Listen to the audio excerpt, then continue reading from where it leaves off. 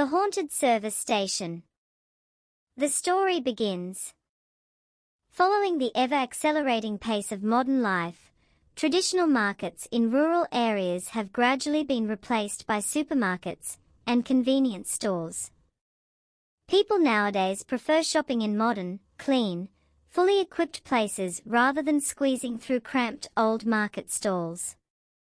Because of this, the old wholesale markets in small communes have nearly been abandoned, with almost no visitors.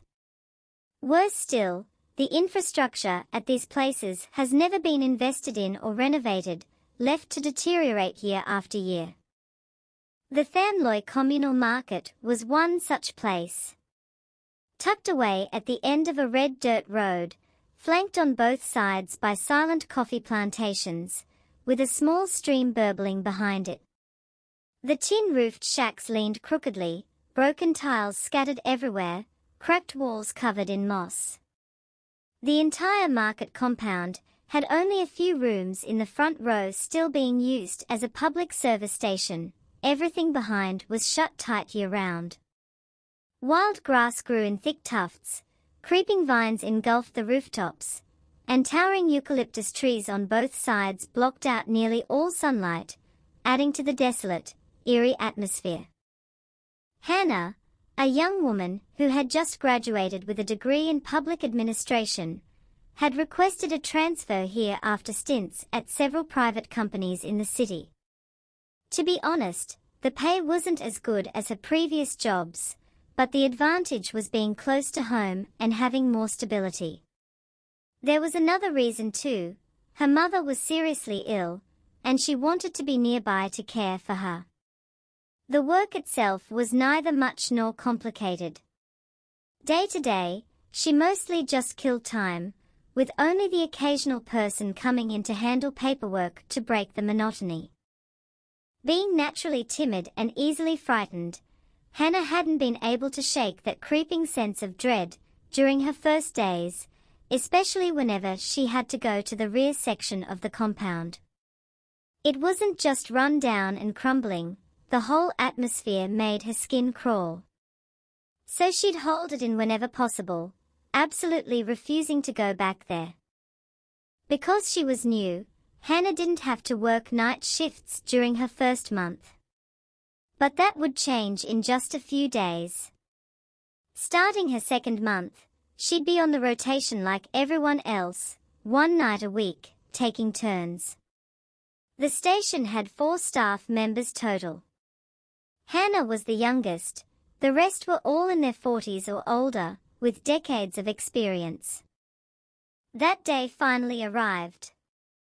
After the workday ended, Mrs. Susan, the station chief, turned to Hannah and said, "Hannah, tonight at 7 you'll be on night duty. If you run into anything you can't handle, call me. Otherwise, just follow the instructions I've given you." Hannah replied, "Yes, I remember. Don't worry." But just as Mrs. Susan turned away, Hannah called her back. Mrs. Susan, actually, could I maybe start my night shifts a bit later?" Mrs. Susan looked surprised. "Why? Do you have plans tonight?" Hannah hesitated, then shook her head. "No, it's just... I still feel a bit nervous about it." Seeing her expression, Mrs. Susan immediately understood. Ever since Hannah had started, she'd been half-jokingly asking whether anyone who'd worked night shifts here had ever experienced anything strange. Mr. Dennis had played along, claiming he'd seen ghosts a few times, which had terrified Hannah. Mrs. Susan had glared at him and told him to stop filling the new girl's head with nonsense. "There's nothing like that here. Don't listen to him." That had calmed Hannah somewhat. But even so, the thought of spending a night here alone made her heart pound and her palms sweat. That evening, after feeding her mother and getting her settled, Hannah turned to her husband. "I have to work the night shift at the station tonight. Can you watch Mom, or should I send her to Grandma's place?" Dustin was sitting at the table picking his teeth. She usually manages fine on her own. I'm worried she might be restless tonight though. Just send her to Grandma's. Hannah's face tightened with irritation. She's your mother, not Grandma's. You can't just keep shipping her over there every time I'm not around. I'm going to be working nights regularly. Am I supposed to send her there every single time? Dustin kept tapping on his phone. Just for now, send her there for a few days. Once she gets used to me being the one here, I'll watch her. I have to work early tomorrow. If she keeps me up all night, I won't have the energy. Let's just go with that. After dropping her mother off at Grandma's, it was exactly 7 p.m. Hannah wheeled her bike to the gate, then hesitated and went back inside to look at Dustin. Dustin, would you come out to the station with me for a little while? Just to keep me company. You don't have to stay long. Dustin was mid-game on his phone and looked annoyed. Oh good Lord, scared of what? It's not like you just started, you've been working there a month already. Everyone knows what it's like. But you've only been there during the day. You've never stayed overnight. He paused. Then again, I know what that station looks like. Overgrown, isolated, yeah, I get it. He finally tore his eyes from the screen. But I told you before, don't take a job out there. You didn't listen. So whose fault is it now? Just go. I'm washing my hands of it. Hannah's face flushed with anger. Without another word, she stormed out the door and rode away. When she arrived, she fished out the keys and unlocked the gate. The rusted iron hinges screeched in the darkness. After entering, she locked her bike carefully, then opened the duty room and flipped on every light switch to ward off fear. Normally, staff on night duty could catch a quick nap, or even sleep soundly until dawn, if nothing unusual came up. But this was different. It was Hannah's first time, and her heart was still racing too fast for sleep. She scrolled through websites, Facebook, then tried watching a movie to kill time. The clock on the wall ticked steadily.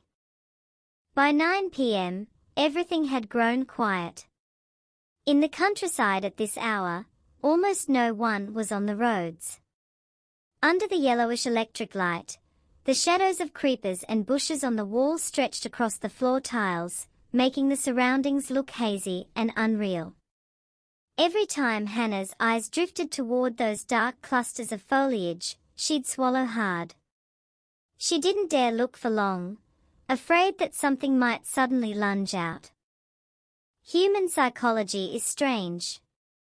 When you're already afraid of something, your imagination fills in the gaps, conjuring up increasingly terrifying images. That's exactly what happened to Hannah. Every dark shape in the distance became a monster in her mind. Time crawled. The night grew blacker and blacker, and with it, Hannah's anxiety deepened. Time itself seemed to slow, as if something were deliberately dragging out each minute, making the darkness endless. Midnight. Everything was still perfectly normal. Aside from the occasional croaking of frogs by the stream behind the compound, nothing unusual occurred. Hannah's eyes were heavy now, strained from hours of staring at her phone screen. She yawned widely, stood up, and stretched. Then, without warning, her stomach began cramping.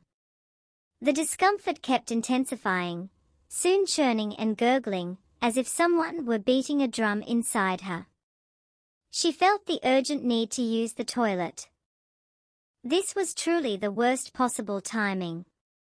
The thought of going to the restroom in the back made every hair on her body stand on end.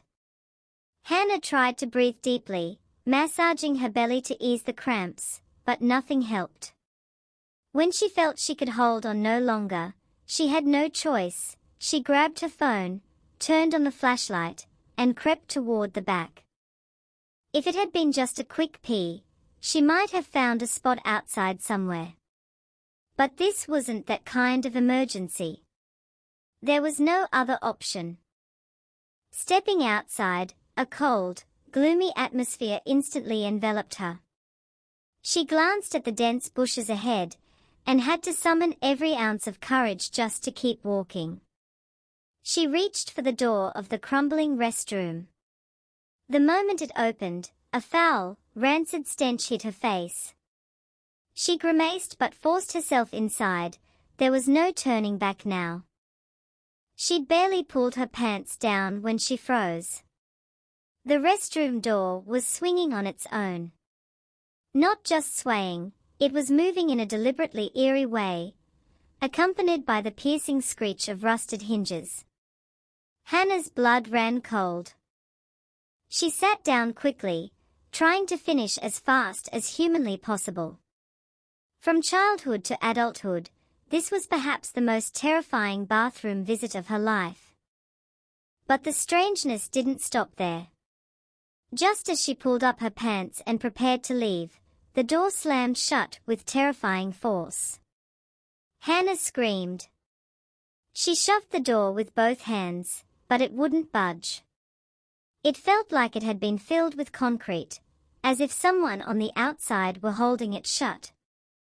Trapped alone in a pitch-black, horrifying restroom in the middle of the night, Hannah's heart nearly stopped. She kicked the door repeatedly, each blow producing a heavy, echoing thud. She kicked so hard that a chunk of the door panel actually broke through.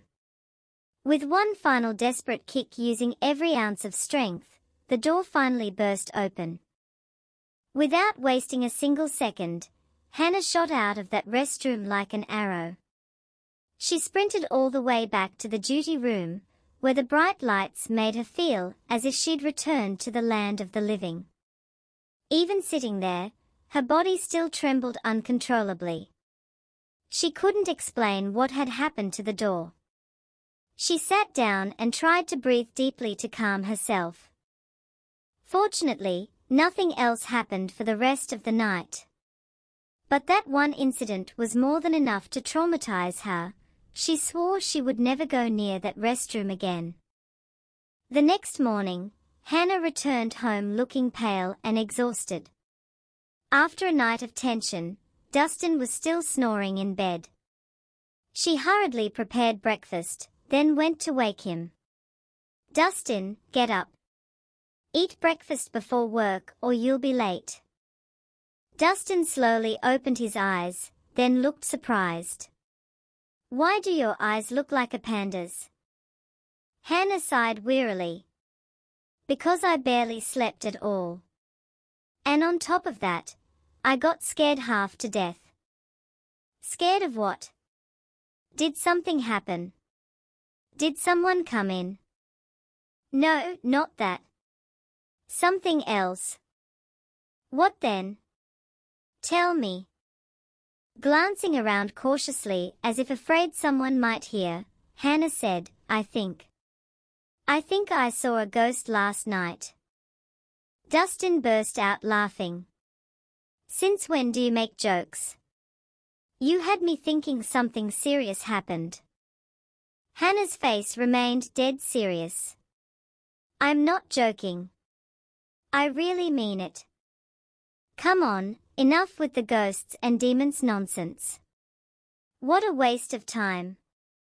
Hannah shot him a sharp look, her voice even more firm. "I swear, it felt real.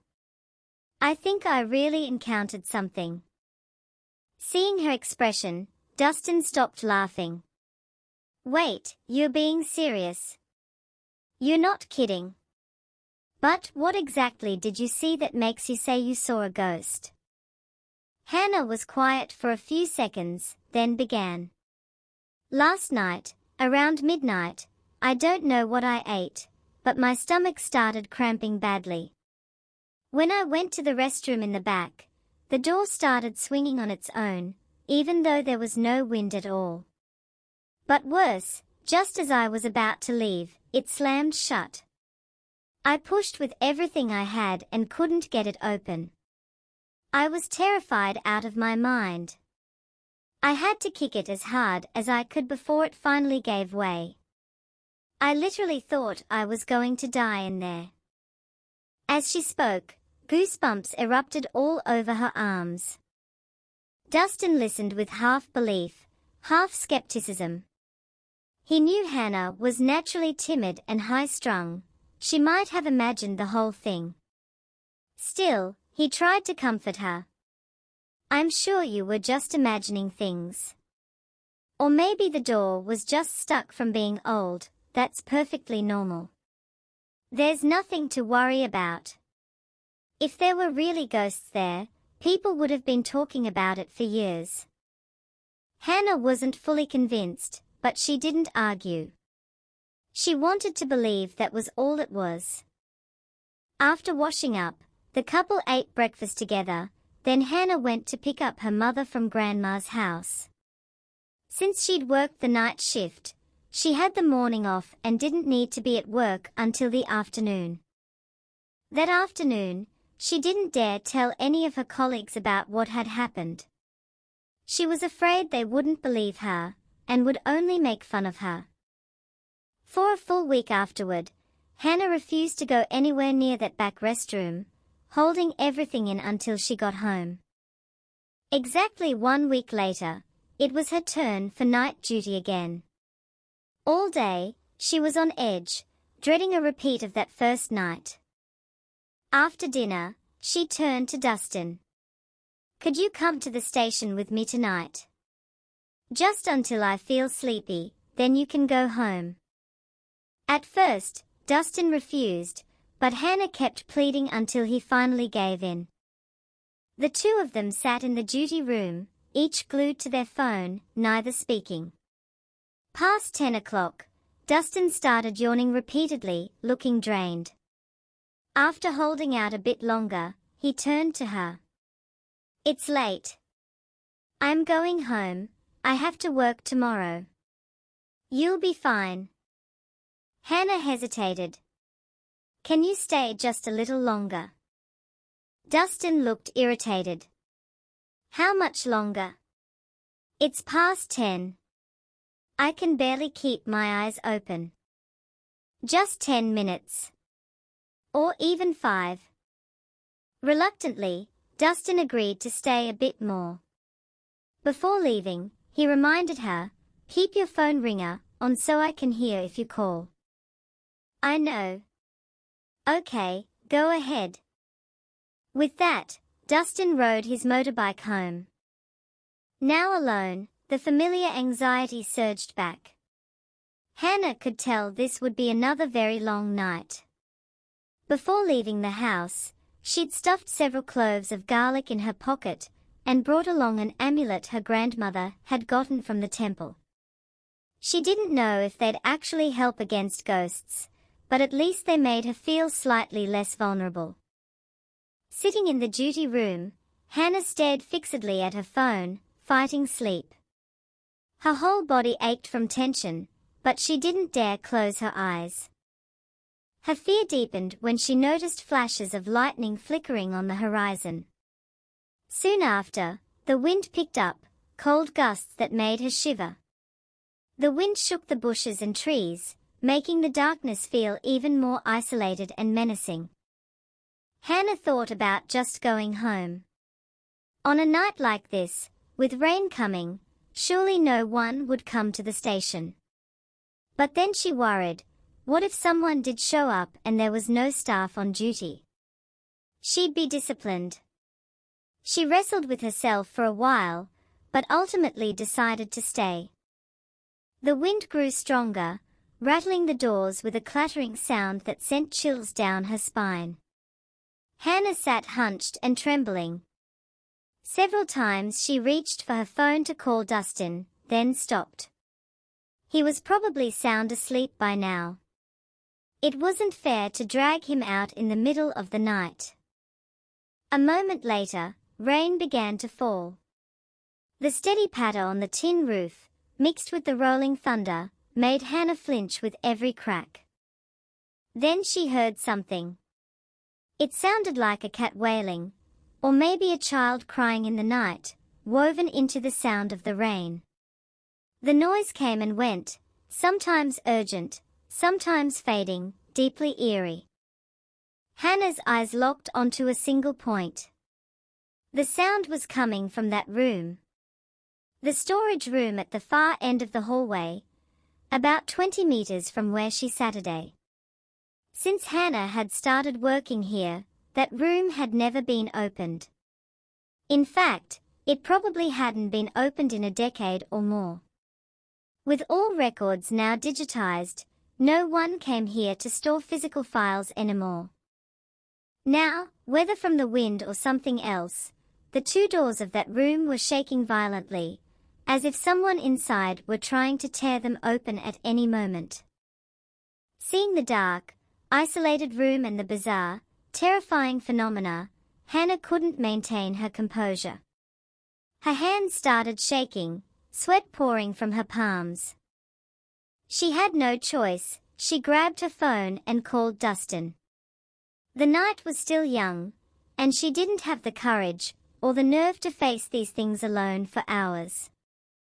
Because of the heavy rain and his deep sleep, it took 3 attempts before Dustin finally answered. Seeing it was Hannah calling, he felt a twinge of worry. Hello. What's going on? Why are you calling at this hour? Hannah's voice was shaking and unsteady. Dustin, are you asleep? Can you come here? It's raining and windy and I'm here alone and I'm so scared. Dustin had expected this, but being yanked out of bed in the middle of a storm still irritated him. What exactly is happening that you're making me come out in this? Still trembling, Hannah said, just come, please. There's a sound, it's awful. Like a child laughing and crying at the same time. Please hurry. I'm really scared. Dustin exhaled sharply. Fine, fine. Stay there. I'm coming now. He got out of bed, pulled a jacket from the closet, and put it on. After driving through the rain, he arrived to find his wife looking as tense as a coiled spring. He felt a flicker of sympathy. Are you okay? I'm fine, just scared. Scared of what? You said you heard something. I don't know what it was. It sounded like a cat, but also like a child crying. It seemed to come from that room down there. She pointed toward the storage room at the end of the hallway. Dustin looked over. The doors were indeed swinging violently, as if someone inside were trying to break them down. He felt a chill, but told himself it was just the wind. He pulled out his phone, turned on the flashlight, and walked slowly toward the doors. Hannah watched anxiously. Dustin, what are you doing?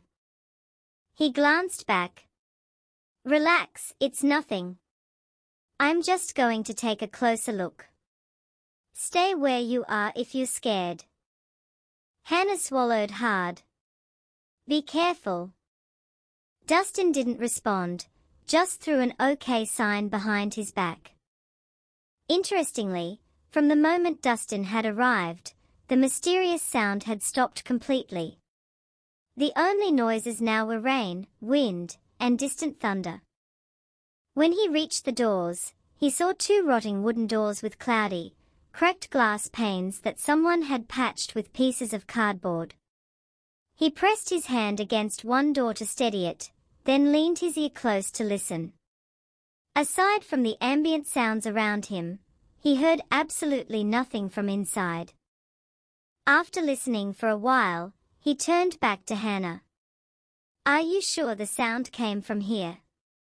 I don't hear anything now. I'm sure.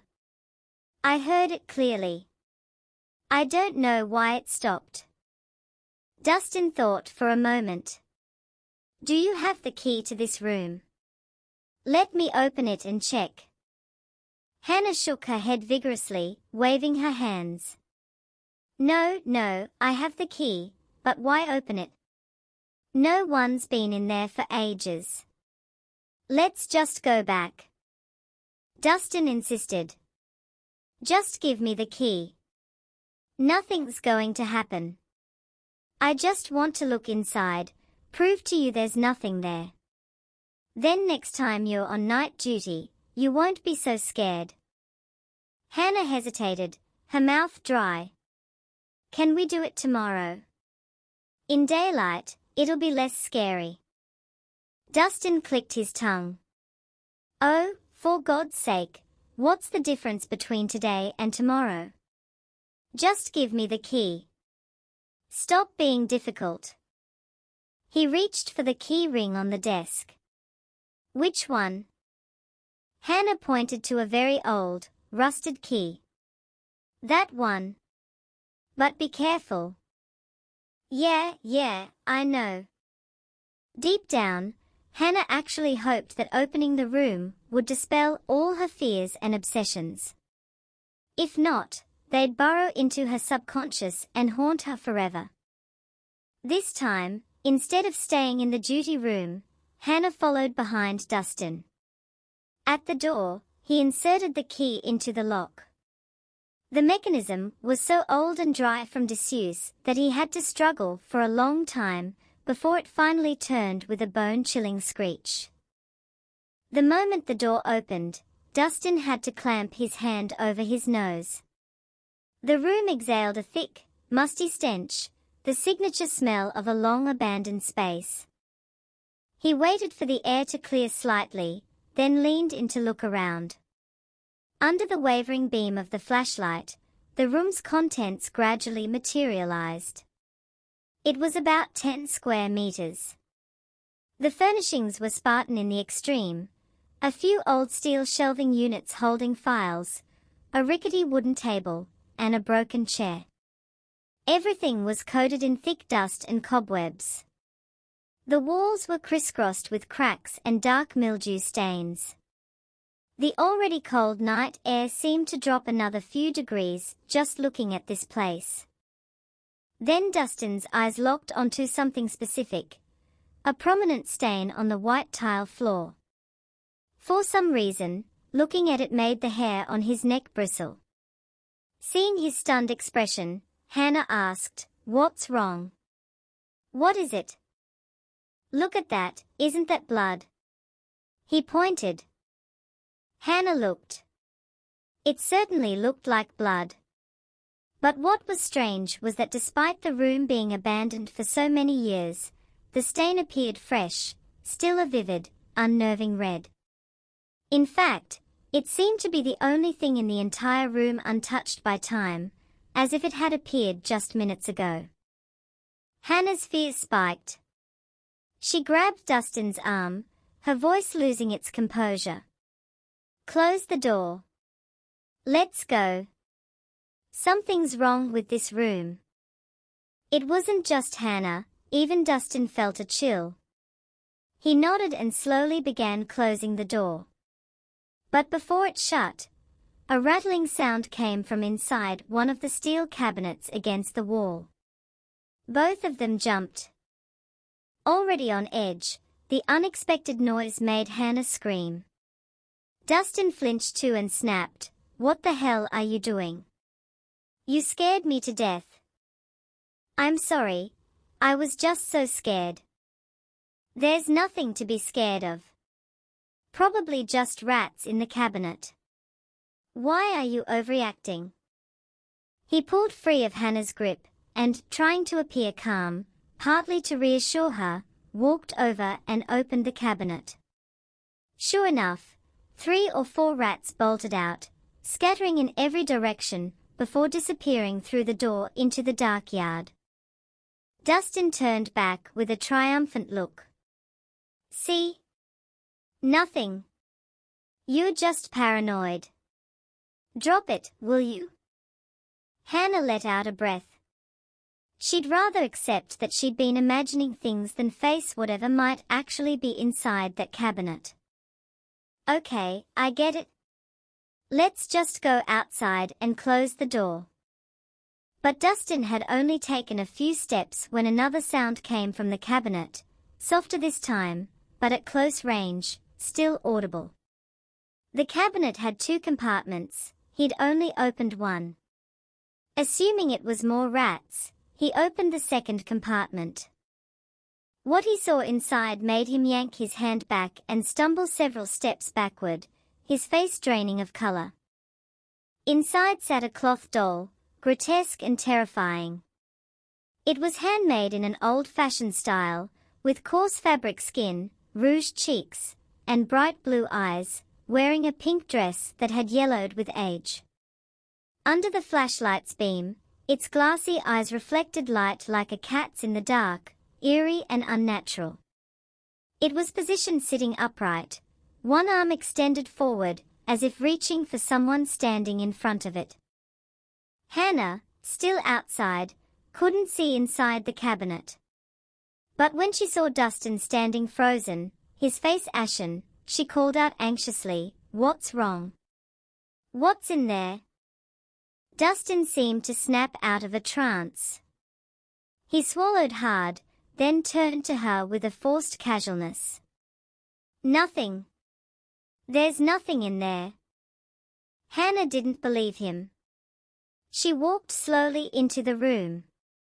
When the horrifying image of the doll hit her, her whole body went limp, her mouth fell open, her eyes bulged. The doll's eyes seemed to be glancing sideways at her. Its mouth was curled into a slight smile, making it even more macabre. Hannah screamed and bolted. Dustin didn't want to stay either. He hurried out and locked the door tight. Back in the duty room, neither spoke.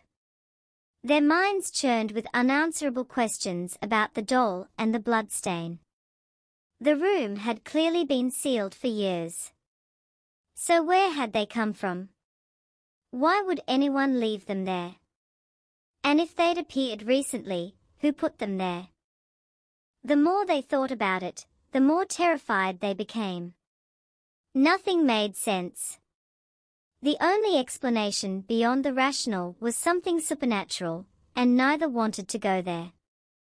After what they'd just experienced, Dustin stayed the rest of the night. He wanted to find some logical explanation to comfort them both, but the truth was too obvious to dismiss. They sat pressed together until the first rooster crowed. The rain had stopped. Thin rays of early sunlight filtered through the trees, dispelling the gloom that had enveloped the station. They drove home exhausted after a sleepless night. Life returned to normal. Dustin went to work. Hannah slept deeply until noon. After that night, Hannah added another forbidden zone to her list, the storage room at the end of the hallway. One afternoon, while entering records on the computer, Hannah grew curious about the history of the station. She wanted to look up old records from years ago, but the digital files only went back a few years, which made sense, since computers wouldn't have been available at a rural station decades ago.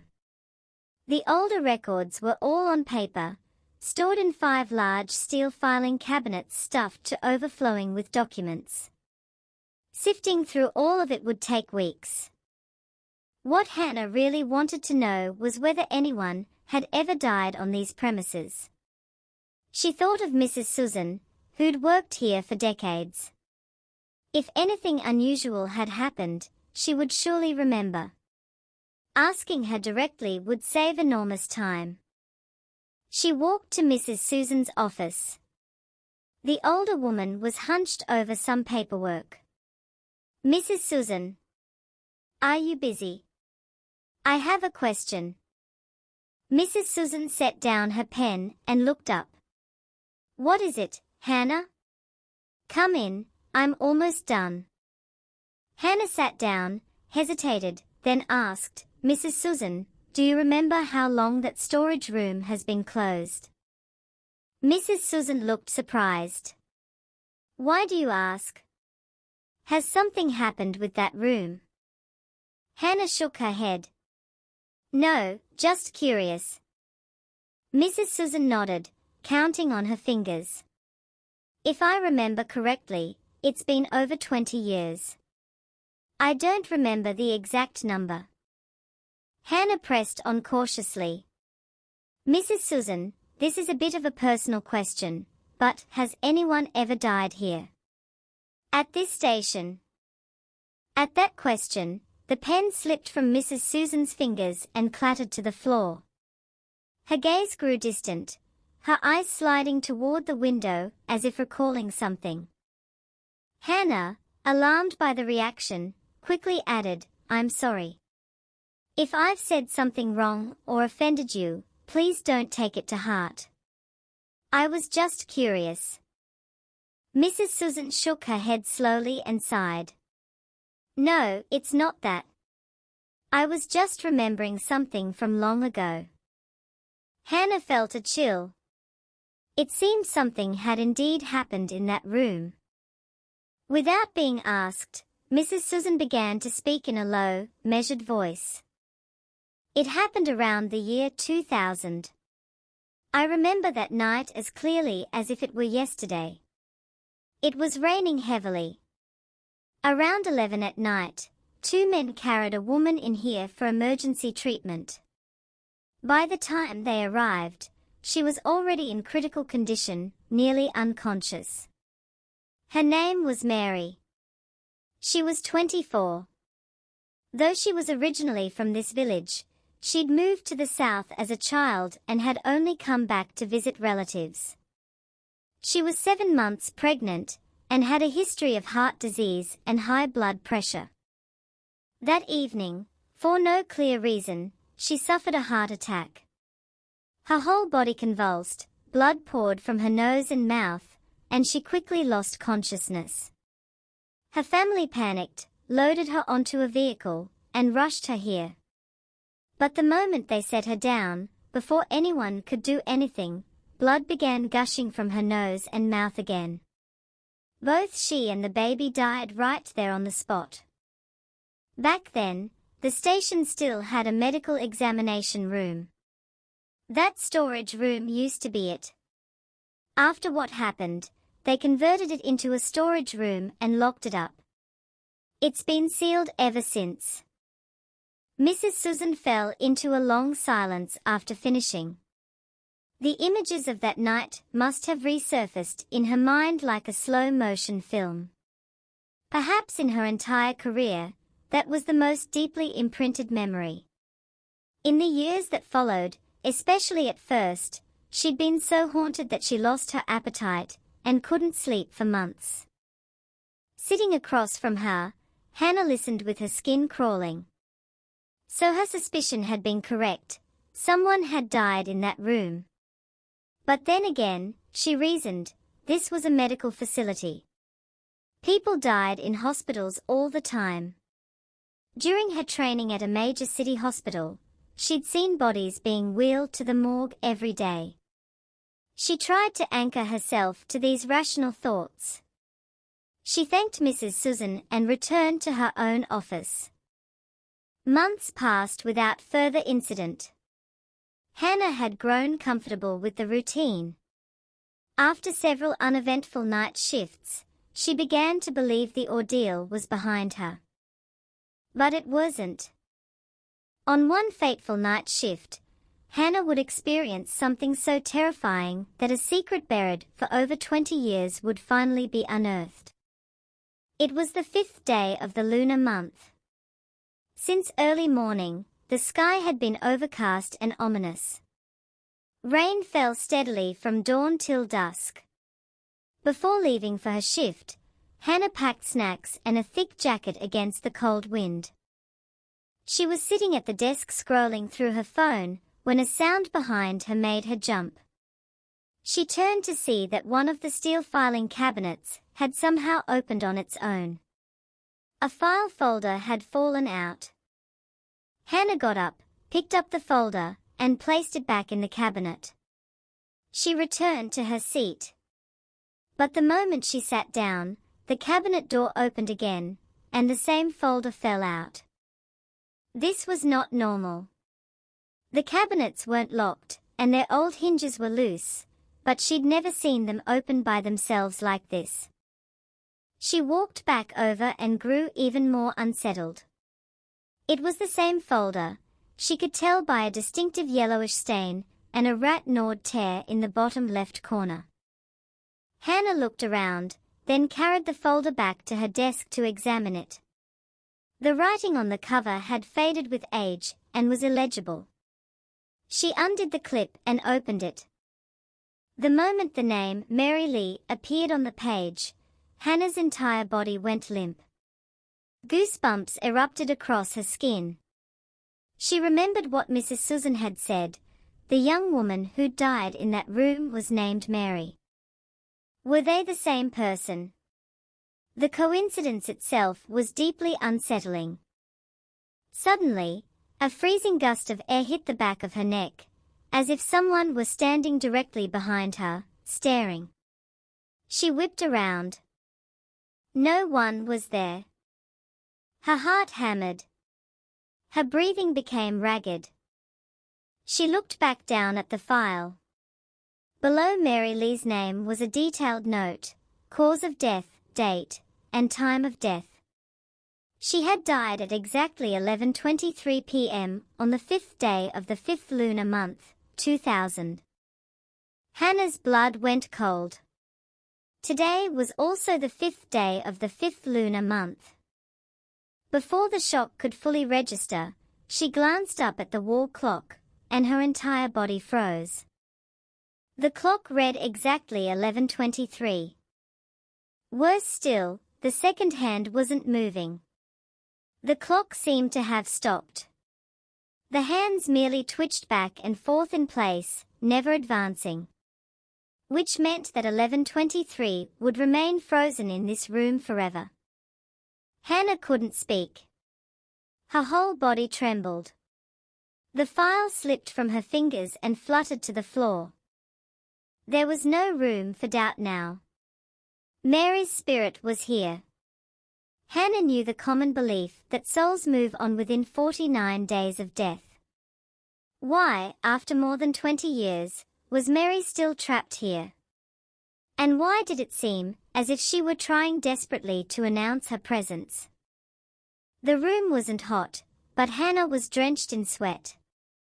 The air around her felt suffocatingly cold and oppressive. Her eyes darted around, searching for something, yet hoping not to find it. Then a sound shattered the silence, a child's cry, thin and mournful, rising from the direction of the storage room. After the crying came a low, melodic murmuring, the sound of a mother coaxing her baby, in the distinctive style of the northern countryside. That lullaby, floating through the rainy night, mingled with the infant sobbing, created an atmosphere of pure dread. Hannah's face drained of all color. Her eyes glazed over with fear. The storage room doors were trembling again, gently swaying, not violently like before, but with a slow, deliberate rhythm.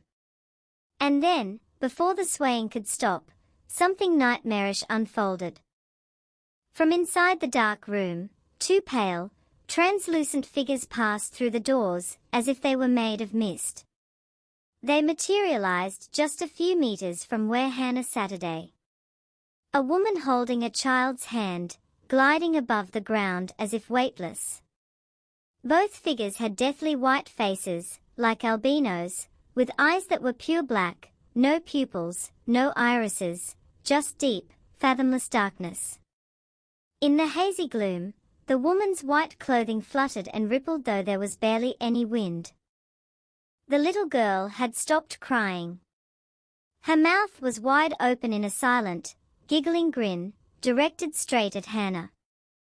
Hannah stood rooted to the spot, her entire body locked rigid. Comparing the figure before her with the photo in the file, there was no doubt, this was Mary Lee, the woman who had died in this room more than 20 years ago. Though her face was misty and ethereal, her features were unmistakable. Unlike the child's innocent merriment, Mary's expression carried something sorrowful and aggrieved.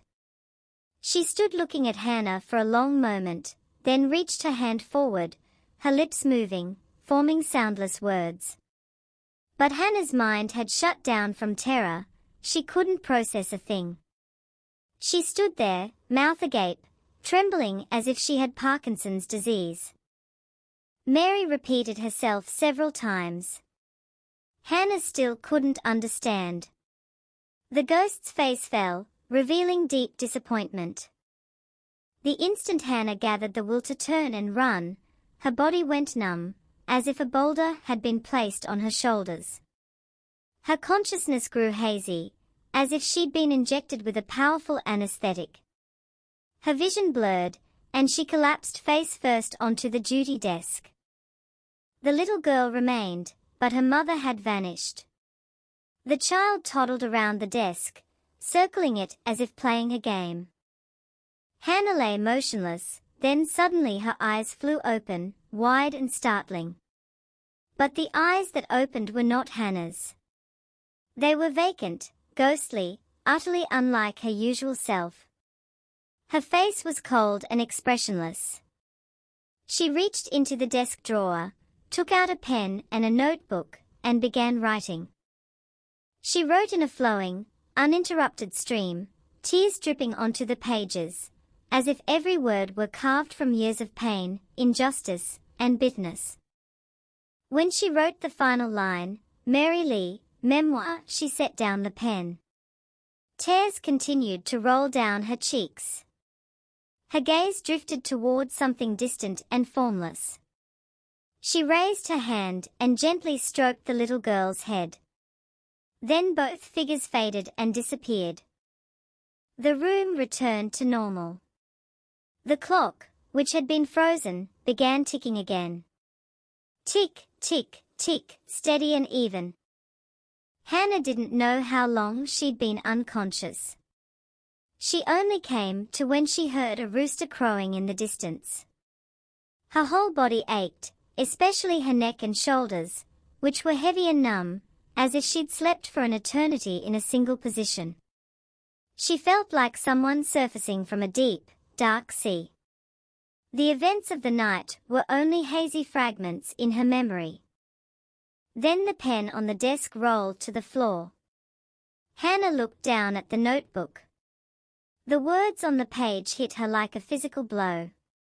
She stood paralyzed, staring in disbelief. My name is Mary. Mary Lee. I died more than 20 years ago, but because my death was so unjust, I have been unable to pass on. I had come from the south to visit my 2 older brothers, and also to divide the family inheritance according to our parents' dying wishes. But those 2, wolves in human skin, plotted to murder me so they could take everything for themselves. They poisoned my food, then staged the scene to look like I'd had a stroke, and carried me here. For decades, I have wandered without acknowledgement, hungry and uncared for, with no one to offer me food or incense. I have tried many times to signal to the people here, but no one could understand me. Their fates are too high, and I had no karmic connection with them, so I could not make contact. But now heaven has taken pity on me and brought you here. This is my chance to tell my story. I beg you, please invite a monk here to perform a ceremony for my soul, so that my child and I may finally be reborn. I have nothing to offer in return. I only wish you fortune and peace in all your days. Signed, Mary Lee. Hannah sat motionless for nearly an hour, her emotions a chaotic whirlwind. She didn't know what to do. She'd always been afraid of anything supernatural, and had actively avoided it. But to simply pretend she hadn't seen what she'd seen, to look the other way, she couldn't do that either. She gathered her things, closed the notebook, and hurried home. She said nothing to Dustin. He wouldn't be able to help and might only complicate things. After taking care of her mother, she went straight back to the station to consult Mrs. Susan. Seeing her arrive at this hour, Mrs. Susan was surprised. "You're supposed to be resting this morning. What are you doing here?" With Mr. Theodore and Mr. Dennis also present, Hannah couldn't speak freely. She glanced at everyone, then leaned close to Mrs. Susan's ear and whispered something. The two of them withdrew to a private room. Only then did Hannah recount everything that had happened the night before. Mrs. Susan was stunned. "What? Are you serious?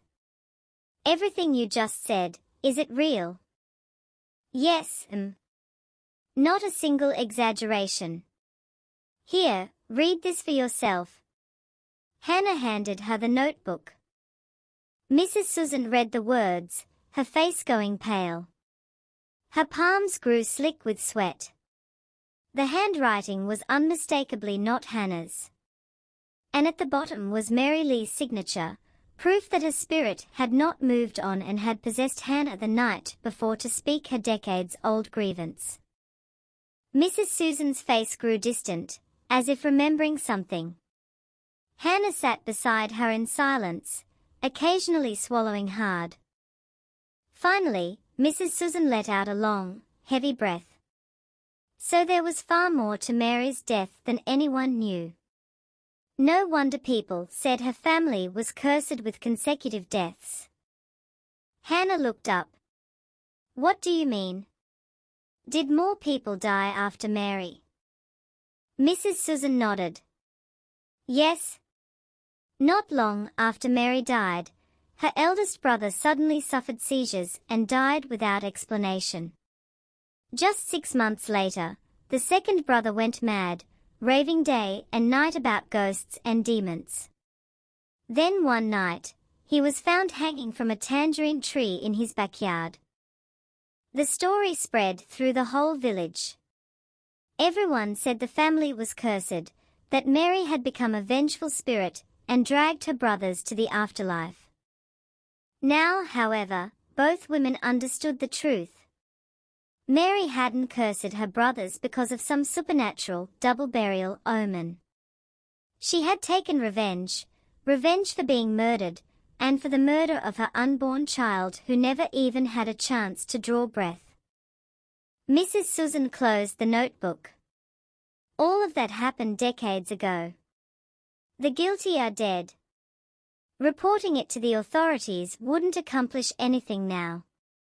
I'll speak to Mary's remaining family and let them decide what to do." When the family learned the truth, they were horrified by the barbaric cruelty of the two brothers, Thomas and Quentin, and by the knowledge that Mary's spirit had been lingering at the station all these years, unable to move on. Honoring Mary's wish, the family asked Mrs. Susan to help invite a monk from the local temple to perform a deliverance ceremony at the station. Because the matter was sensitive, the family asked that it be kept discreet to avoid gossip. The ceremony was arranged for the following evening. By the time Monk Thien arrived, the sky was already dark.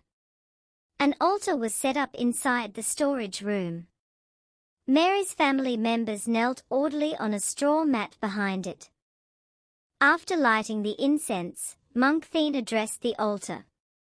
"I know that in life you suffered greatly and were deeply wronged. But those events are in the past. Those who committed evil have already paid the price. If you continue to cling to your resentment, you will never find release. Yet our meeting today is itself a karmic bond. I will now chant the sutras to guide your soul. Let the words of the Buddha help you release your anger and hatred, so that you may soon be reborn into a new human life." He turned to the others. "I will now begin the ceremony. Please calm your minds and sincerely dedicate your merit to Mary Lee's soul, so that she may find liberation. When everyone had settled into a meditative posture, Monk Thien began. One hand moved along the prayer beads, the other gently striking a small wooden bell in rhythm with his chanting. He chanted continuously for about half an hour. Outside, the darkness had deepened. The surroundings grew hazy and indistinct. Hannah and Mrs. Susan stood outside the doorway, hands clasped, sincerely praying for the ceremony's success. Just as the ceremony was nearing its end, Hannah's eyes suddenly closed on their own and wouldn't open. That same crushing weight pressed down on her shoulders. Her mind spun and then went blank. When her eyes opened again, she was no longer herself. She began to sob, a strange, broken sound that bore no resemblance to Hannah's normal voice. She rushed into the room, threw herself before Monk Thien, and began kowtowing repeatedly. "Thank you, Venerable One. Thank you so much. For so many years, my child and I have wandered without recognition, with no food to eat, no clothes to wear. Today, through your compassion in chanting for us, I can finally see a glimmer of light. I don't know how to repay this kindness. Please accept 3 bows from me." Everyone present was stunned, mouths agape, eyes wide. Several of the more sensitive people shuddered with fear. Only Monk Thien remained serene and composed, as if nothing unusual were happening. He stepped forward and helped her up. "You don't need to do that. Those who renounce the world live by compassion and the vow to save all beings. Our meeting today is a karmic bond. I wish you swift release from the realm of hungry ghosts and a speedy return to human form." After 3 full bows, Hannah collapsed to the floor, her body twitching several times before gradually regaining consciousness. When she opened her eyes, everyone was staring at her. She looked confused, having no idea what had just happened. Mrs. Susan pulled her aside and explained everything. Hannah learned that Mary's spirit had entered her body again. Being possessed by a wandering spirit drained tremendous energy from the living host, so Hannah felt utterly drained. She didn't dare stay any longer. She said her goodbyes and went home. Monk Thien continued chanting for another 15 minutes before concluding the ceremony. But that wasn't the end. After packing up, the monk turned to Mrs. Susan and the others. "Mary's resentment is too deeply rooted to be resolved in a single session. Starting tomorrow, set up a small altar here. Offer food and drink daily without fail. I will come regularly to chant and pray. This must continue until her soul achieves liberation." He handed Mary's family a small yellow prayer book. Mrs. Susan hesitated. "Venerable One, I'm concerned this might be problematic. This is a government facility. If we are burning incense and making offerings here every day, the villagers might talk." Monk Thien smiled gently. "Don't worry. The people of this village have always lived by the principle of respecting the sacred and the spiritual. Buddhism has been woven into the fabric of this nation for thousands of years. I believe the authorities will understand and accommodate us. And if not, I will take full personal responsibility. It will not affect any of you." With that assurance, Mrs. Susan could only nod. Day after that, Mary's family and Monk Thien came to the station with fruit, vegetarian food, and incense, maintaining the offerings without fail. About 2 months later, Hannah had a dream.